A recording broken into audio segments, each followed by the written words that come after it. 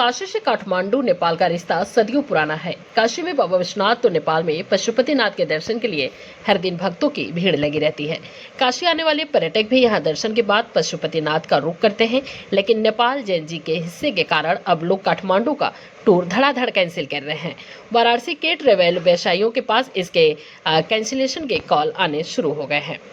आंकड़े बताते हैं बीते 2 दिनों में करीब 800 से ज्यादा लोगों ने अपना नेपाल ट्रिप कैंसिल किया है।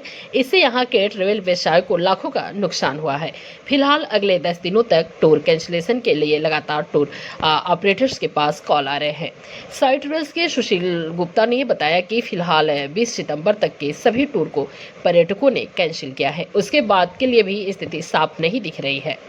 जो लोग भी नेपाल जाने का ट्रिप कैंसिल कर रहे हैं उन्हें 100% रिफंड भी मिल रहा है। विमान कंपनियां भी किसी तरह का कोई कैंसिलेशन चार्ज नहीं ले रही है। बताते चले कि नेपाल में पशुपतिनाथ, मुक्तिधाम और पोखरा के लिए हर दिन बड़ी संख्या में पर्यटक भारत से वहां का रुख करते हैं।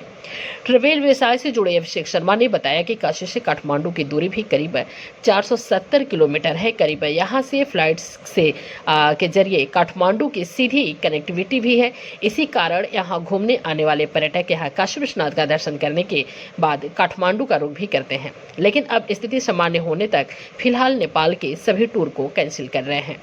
उम्मीद जताई जा रही है कि आने वाले 2 से 3 दिनों में नेपाल ट्रिप कैंसिलेशन की संख्या 800 से बढ़कर 2000 तक पहुंच सकती है।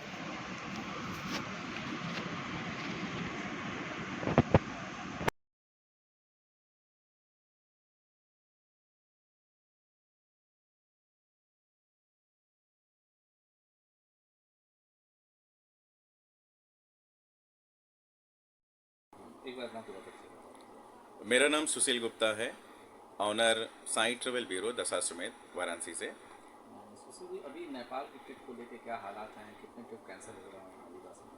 वर्तमान में अभिषेक जी बताना चाहूँगा कि अभी जो रिसेंटली जितने भी ट्रिप्स थे नेपाल के, जैसे कि धार्मिक यात्रा पशुपतिनाथ मंदिर या कामना मंदिर या फिर आपका मुक्तिनाथ, ये नेपाल के जो अशांति सरकार गिरने के उपरांत हुए हैं और जो भी वर्तमान रिसेंटली है वो सभी ट्रिप्स को निरस्त कर दिया गया है गेस्ट के द्वारा। हमारा भी सुझाव उनके प्रति यही था कि उनकी हमारे लिए सुरक्षा सर्वोपरि होता है और जो आगे की है नवरात्रि तक की लगभग निरस्त हो चुकी है। दिवाली पे अभी लोग वेट एंड वॉच की प्रक्रिया में हैं, प्रतीक्षा कर रहे हैं। अगर वहाँ पे स्थिर परिस्थिति बनती है तो उसके बाद वो लोग कंटिन्यू यात्रा करेंगे, अदरवाइज उसे भी निरस्त करेंगे। अच्छा, जो बातें आ रही हैं, जो लोग आप लोगों से इंक्वायरी कर रहे हैं, तो क्या वहाँ पे जानकारी? मेरे पास ज़्यादातर जो बुकिंग कर चुके हैं या बुकिंग करना चाहते हैं, दोनों प्रकार के लोगों की क्वेरी आ रही है कि वहाँ का माहौल कैसा है, यात्रा सुगम हो सकती है अथवा नहीं। उसके लिए कोऑपरेट कर रहे हैं कि कैसे वो अपनी सही तरीके से यात्रा कर सकते हैं।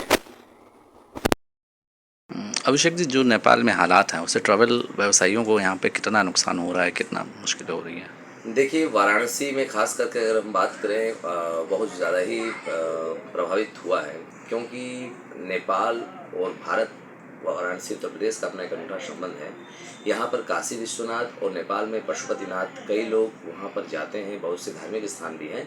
तो जो वाराणसी पर्यटक आते हैं उनकी पूरी कोशिश होती है कि वो पशुपतिनाथ का दर्शन करने जाएँ। डायरेक्ट फ़्लाइट है, कनेक्टिविटी अच्छी है, तो कहीं ना कहीं तो इफ़ेक्ट पड़ा है और हम उम्मीद करते हैं कि वहाँ पे स्थिति सामान्य होगी, फिर पुराने जो पर्यटन की स्थिति थी वो बहाल होगी नेपाल में, क्योंकि नेपाल बहुत ही शांतिप्रिय और बहुत ही पर्यटन के अगर दृष्टि से देखा जाए बहुत ही संपन्न राष्ट्र है। और वहाँ पर जिस तरह भारत में पर्यटन अपनी महत्वपूर्ण भूमिका निभाता है, उसी तरह नेपाल में।